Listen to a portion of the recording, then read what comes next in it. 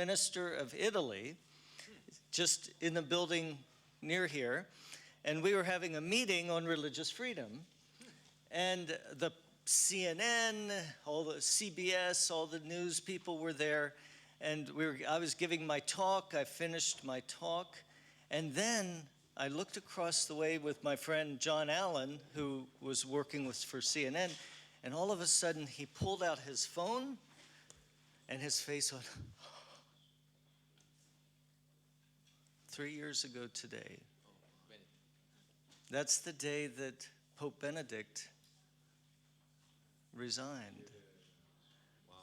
February 28th, 3 years ago. Shortly after that, I was with Cardinal Ravasi and gave a TED Talk, a talk on religious freedom here at the Vatican, the first time ever that this kind of event was given. And the talk I gave documented that in the world, 75% of people live with high restrictions on religious freedom. Religious freedom is highly restricted all around the world. Well, that's led me to a number of things, but I'm going to read my talk in order to keep my time exact, so that for Hannah, who is a Muslim, who will be responding to my talk and talking from a Muslim perspective on mercy. So I think you'll have some very interesting things to hear from her. So I'll keep my talk very limited. Well, mercy and love are essential to religious freedom. Indeed, in the Second Vatican Council's Declaration on Religious Freedom, Dignitatis Humanae, mercy and love provide critical but underemphasized theological foundations for religious freedom. The declaration promulgated by Pope Paul VI on December 7th, 1965, asserts that there can be no compulsion in religion, and it roots the rightness of this freedom in human dignity, with the fundamental basis for this assertion being the mercy and love of Christ. Specifically, it states, for Christ, Dignitatis says, for Christ bore witness to the truth, but he refused to impose the truth by force on those who spoke against it. Not by force of blows does his rule assert its claims. It is established by witnessing to the truth and by hearing the truth, and it extends its dominion by the love whereby Christ, lifted up on the cross, draws all men to himself. In short, religious freedom is right because the love of Christ, shown in the mercy extended to all through the cross, is to be freely embraced and not through coercion. But Dignitatis Humanae does not spend much time on mercy and love, as shown by simple word counts. The title and text of Dignitatis Humanae only mentions the term love 5 times, while not mentioning the term mercy at all. By contrast, free and freedom is mentioned 68 times, right or rights is mentioned 48 times, true or truth is mentioned 40 times, law and legal is mentioned 11 times, as is the term dignity. So, if mercy and love are critical to religious freedom, then why are they given relatively little play in Dignitatis Humanae? Well, perhaps it was the 1965 context, a time at which the global communist power and expansion was reaching its apex. In those days, the greatest threat to religious freedom was seen as the atheist attempt to eradicate the world of what Karl Marx called the opiate of the people, religion. Such Marxist critique was adopted by communist regimes from the Soviet Union and East Germany to China and Vietnam, North Korea, and from Castro and Cuba and FARC in Nicaragua to the People's Republics of Angola and Mozambique. It even made some inroads in the Arab world. Given this historical context, it's understandable that Dignitatis Humanae focused on the juridical freedom with an emphasis on what is sometimes called negative rights of immunity from coercion in conscience and immunity from being impeded from acting in conformity with conscience. Well, these protections for our conscience and acting on our conscience are clearly important, but if the vision and practice of religious freedom is primarily focused on rights, it's much poorer than if it is centered on the positive virtues of love and mercy. Firmly rooting religious freedom in these virtues opens up the entire spectrum of possibilities to expand religious freedom in ways that contribute to the spiritual and temporal development of our world, or integral development of our world. This is especially important in the post-communist world, where the greatest threats to religious freedom are no longer the actions of communist states, but religion-related hostilities arising from within society itself. In 2014, I led a study at the Pew Research Center, where I had worked for about a decade. And for the first time, we found that restrictions on religious freedom coming from social forces impacted a larger share of the world's people than restrictions coming from governments. The study identified 6 specific types of social hostilities that were making big jumps. These included social harassment of women over dress, societal abuse of religious minorities, violent enforcement of religious norms by groups in society, mob violence related to religion, religion-related terrorism, and sectarian conflict. These are what are challenging religious freedom and the work of many people in this room today. So if social hostilities involving religion are now a greater challenge to religious freedom than the actions of governments, then we need a social approach to religious freedom that focuses on the main purpose of religious freedom, in my view, is setting people of faith free to be incarnations of mercy and love. Because when people of faith are guided by and act on their conscience with love, joy, peace, patience, kindness, generosity, faithfulness, gentleness, and self-control, against such there is no law, as Paul says in Galatians 5:23. In other words, the best way of advancing religious freedom today is not through legislation and litigation, although they play a part, but through authentic love of neighbor and even our enemy, in response to the mercy of and love of God to us all. As one way to unpack this mercy and love approach to religious freedom, I'd like to share a poetic parable. I'm a convert to Catholicism. In 1994, I converted after being a Baptist missionary for many years. And one of the rich benefits I gained by becoming Catholic was that I received the gift of tongues. Now, not the gift of tongues you're thinking of. Instead, I began writing poetry, a new kind of tongue for me. And here's one that captures the value of freedom. I wrote this poetic parable over the course of 2 days in November 1979, reflecting on a verse from Genesis, which was the reading of the day back then. The earth, Genesis 1:12, the earth brought forth every kind of plant that bears seed and every kind of fruit tree on earth that bears fruit with its seeds in it. God saw how good it was. Well, here's the parable. It's poetry. I'm sorry for Italian, maybe it won't translate, but we'll try. It's a story. And it's Scottish. The parable of Baron van Dale and poor Gus. Baron van Dale was a very greedy man indeed, but he hid his naughty vice from the foolish and the wise by tithing all his wealth religiously.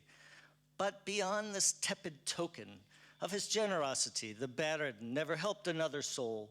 Still the Baron always said, I pray the poor are fed, and fortune for myself is not the goal. Oh no, fortune for myself is not a goal.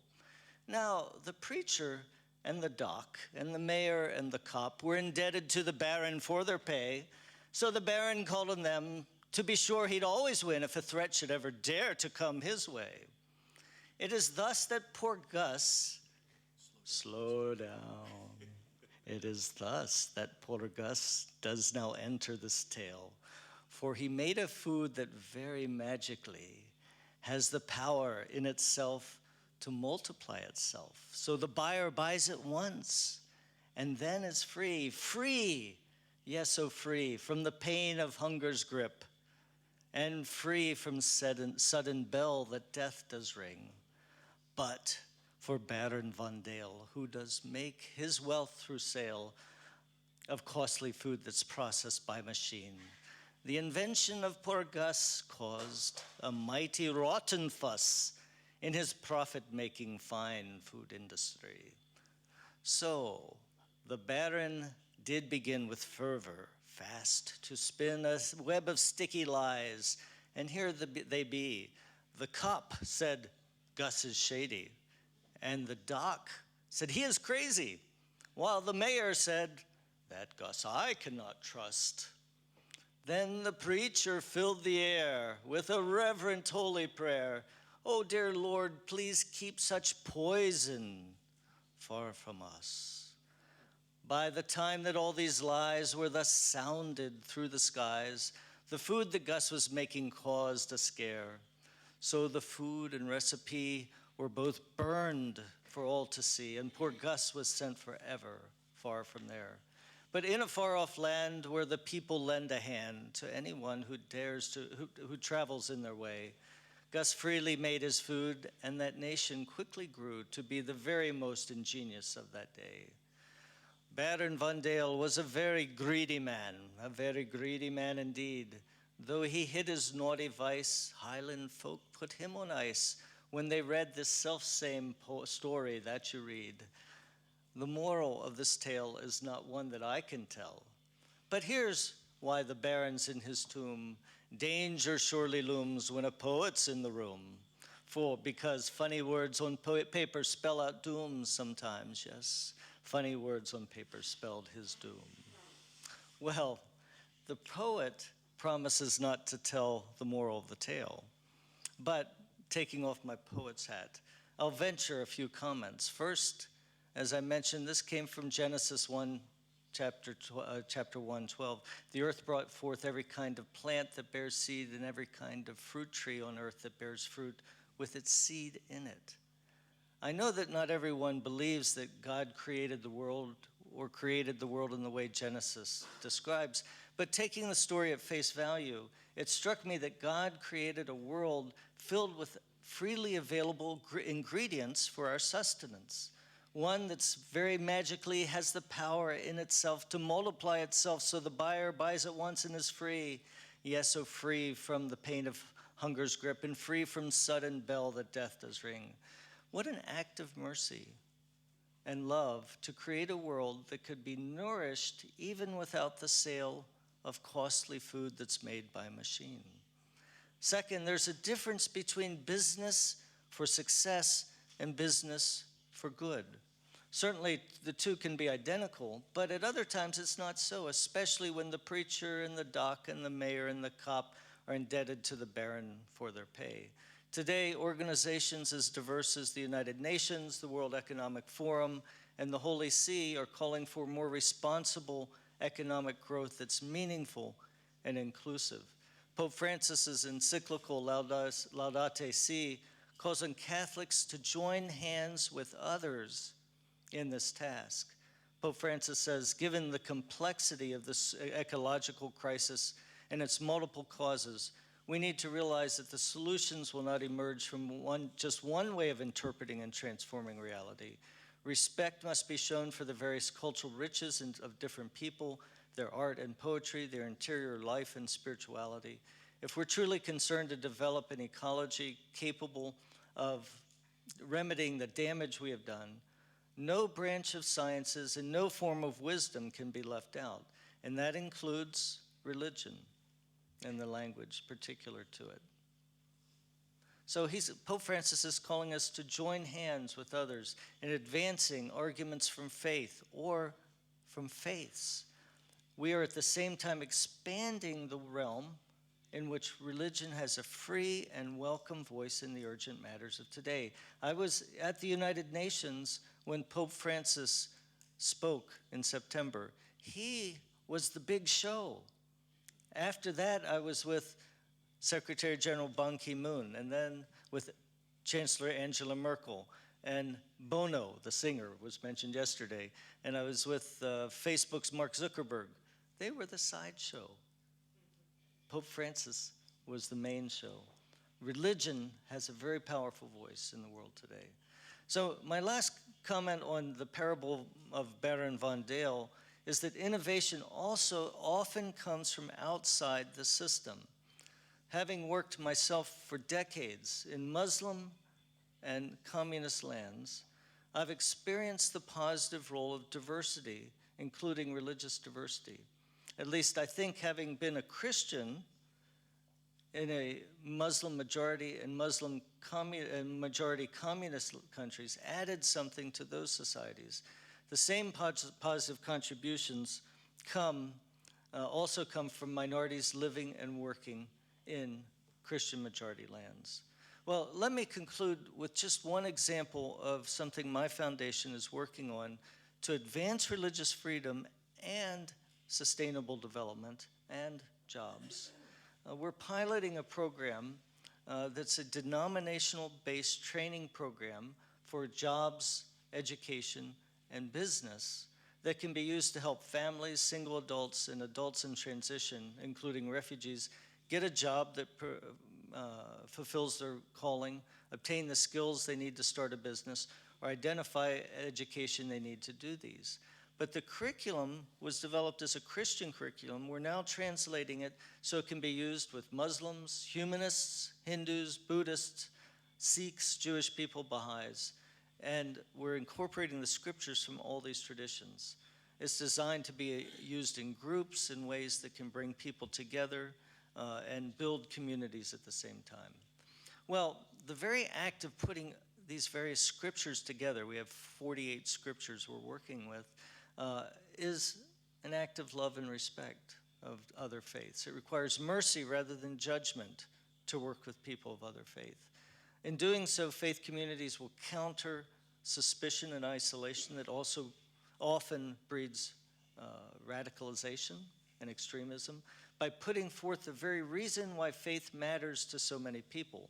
Faith cares not only for the spiritual needs of people, but for their temporal, physical well-being, resulting, as we work together, many of you, in sustainable, integral, meaningful, and inclusive development. And where there's religious freedom, people of faith are much freer to do the good that all of you are seeking to do. And that's why I believe that the greatest reason for religious freedom is that it sets people of faith free to do good. Thank you.